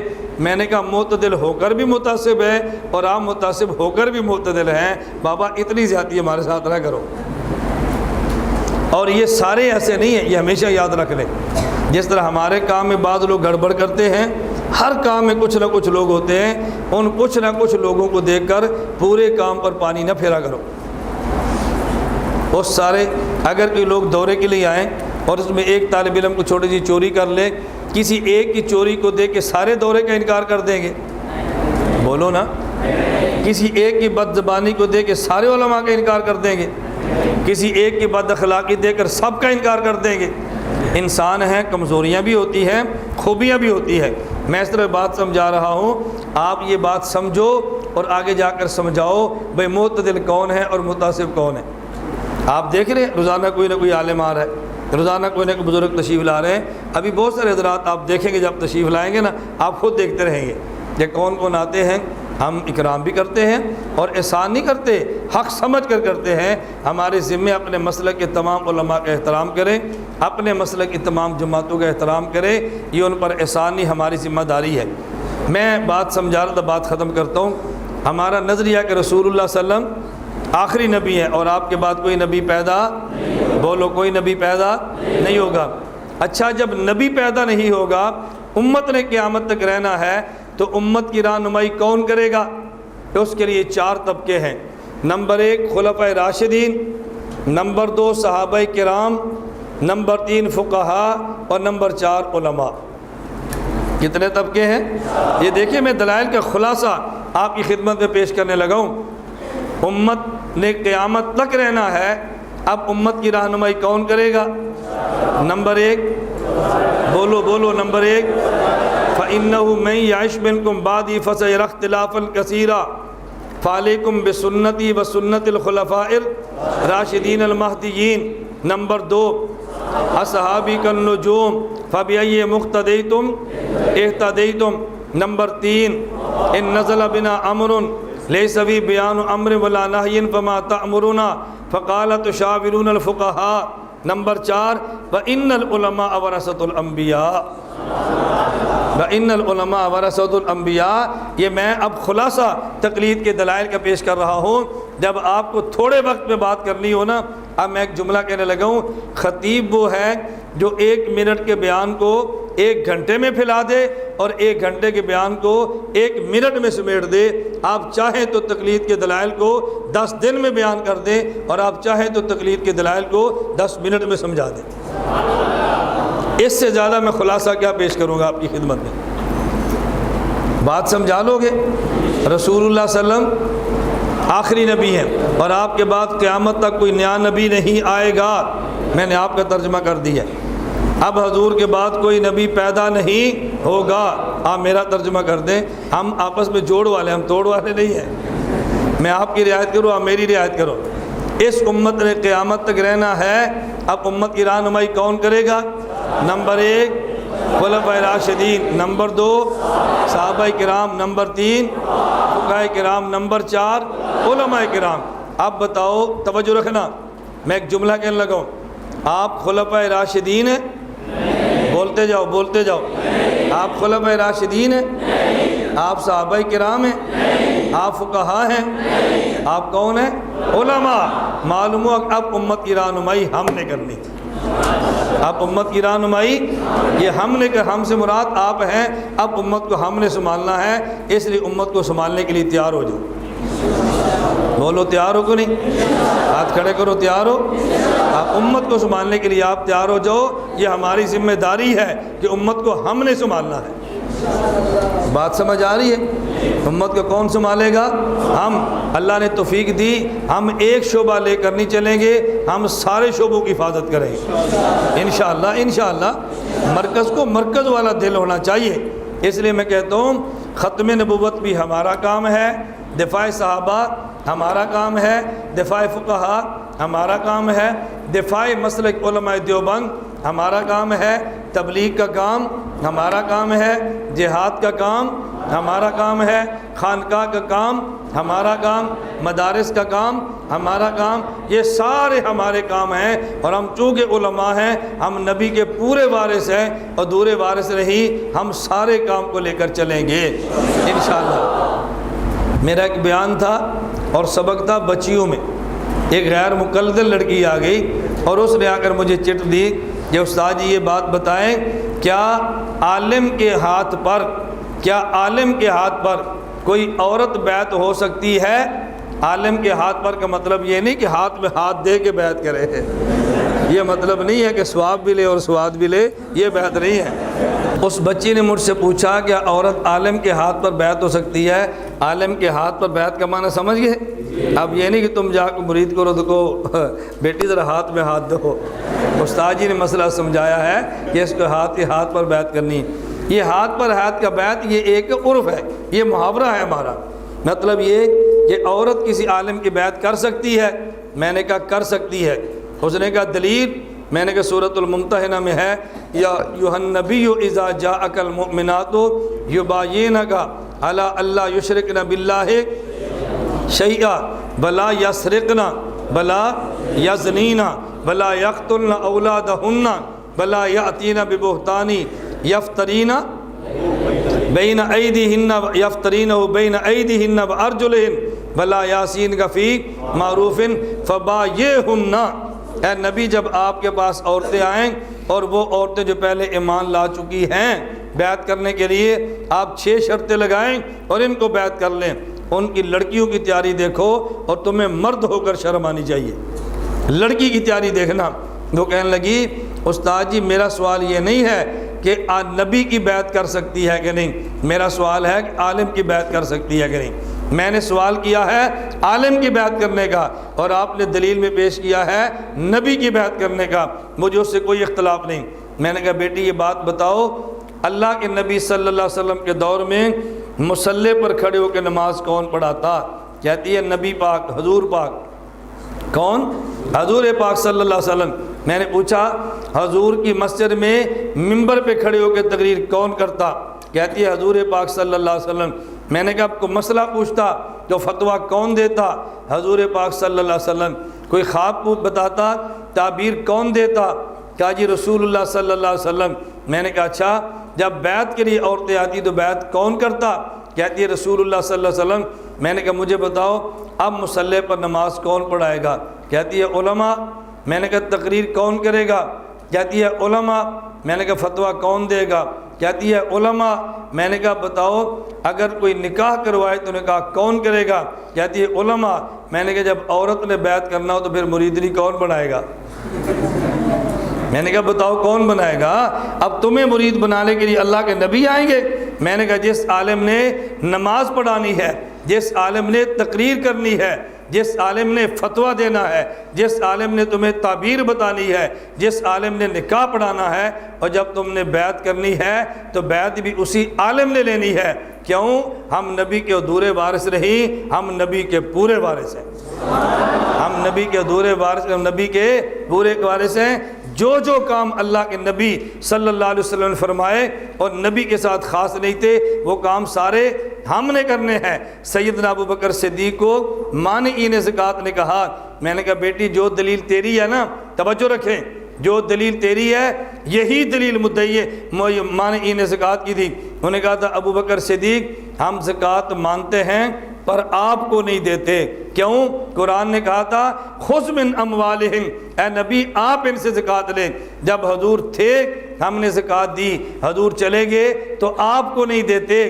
میں نے کہا تو کہتی ہے جب نبی پاک تھے تو عورتیں بیعت کرتی تھی، ہم حضور کی بیعت کریں گے، علماء کی بیعت نہیں کریں گے۔ میں نے کہا صدیق نے فرمایا لو منعونی اکالا لا یؤدونہ الی رسول اللہ لا اقتلہم، جو ایک رسی تم نے حضور کو زکوٰۃ دی تو میں صدیق لوں گا۔ اینقص دین وانا حی، دین میں کمی ہو جائے اور صدیق زندہ رہ جائے، ایسا نہیں ہوگا، ایسا نہیں ہوگا۔ میں نے کہا جو کام اللہ کے نبی نے فرمائے وہ سارے کام عالم نے کرنے ہیں، بشرطے کہ عالم ادھورا نہ ہو، عالم پورا ہو۔ آپ پورے ہیں یا ادھورے ہیں؟ تو سارے کام کرنے ہیں یا پورے کام کرنے ہیں؟ ہاں سارے کام کرو، آپ نے پورے کام کرنے ہیں، ادھورے نہیں کرنے۔ وَإِنَّ الْعُلَمَاءَ وَرَثَةُ الْأَنْبِيَاءِ وَإِنَّ الْأَنْبِيَاءَ لَمْ يُوَرِّثُوا دِينَارًا وَلَا دِرْهَمًا بَلْ وَرَّثُوا عِلْمًا فَمَنْ أَخَذَ بِحَظٍّ وَافِرٍ۔ ہمیں اللہ کا شکر ادا کرنا چاہیے، اللہ نے ہمیں نبی والا علم دیا ہے۔ دراہم اور دنانیر بھی اللہ دے، ہم اللہ سے مانگتے ہیں، ہماری ضرورت ہے، لیکن نبی کی وراثت دراہم نہیں ہے بلکہ نبی کی وراثت اللہ کا علم الہی ہے۔ تو پورا کام کرنا ہے، ادھورا کام کرنا ہے۔ اللہ آپ کو بھی توفیق عطا فرمائے، مجھے بھی۔ آپ تقلید پہ دلائل سمجھا لو گے نا؟ یہ میں نے شارٹ کٹ بات کہہ دی ہے، اگر مختصر وقت میں بات کرنی پڑے آپ اتنی سی بات فرما دیں۔ حضور پاک آخری نبی ہیں، قیامت تک کوئی نیا نبی آئے گا نہیں۔ امت کو کس نے سے ماننا ہے؟ نمبر 1 خلفاء، نمبر 2 صحابہ، نمبر 3 فقہا، نمبر 4 علماء۔ اب آپ کی باری ہے، یہاں سے پڑھو اور پوری امت کو پڑھاؤ، سمجھانا سیکھو اور پوری امت کو سمجھاؤ، دلائل محفوظ کرو اور پوری امت کے سامنے بیان کرو، عالم بن کے پوری امت کی رہنمائی کرو گے نا بھی انشاءاللہ۔ ہمارے پاس آنے والے لوگ دل چھوٹے نہ کریں، آپ نے سارے دین کے کام کرنے ہیں جتنے کر سکتے ہیں، اگر سارے نہ کر سکے تو جو کر سکتے ہیں وہ کریں اور باقی کام کرنے والوں کی تائید فرمائیں۔ وآخر دعوانا ان الحمد للہ رب العالمین۔